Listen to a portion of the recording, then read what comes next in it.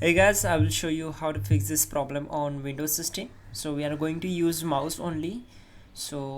And we will use on-screen keyboard. So for that, just right click on the start icon, click on settings. Now we need to go to this this three line, then go for accessibility, then scroll down and find out keyboard, and we need to enable this option that will be on screen keyboard. So it will pop up a new window. You can use this keyboard to do the work. And to fix our main keyboard, we are going to use this on screen keyboard. Now go to search bar and simply type your device manager, and from the search results click here to open it, and we need to minimize this one.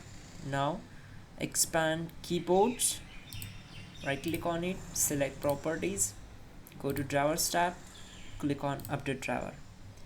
If you are connected with your internet connection, then select the first option and the base drivers will be installed automatically. Now if this not work, go back, select the second option, click on let me pick from list of available, and then select this model, go to next, and the base drivers will be installed automatically.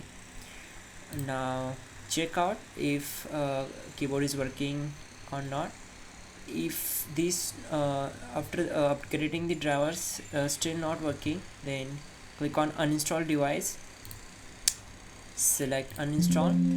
Now we need to restart our computer to fix this issue completely.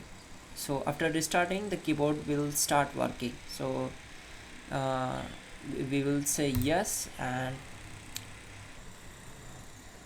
after restarting you can check out your keyboard, like typing anything. There we go, it's completely working, and yes, it's completely working. That's it guys. You can also check out our description link to fix this issue quickly and effectively, and don't forget to like the video. Please do subscribe the channel.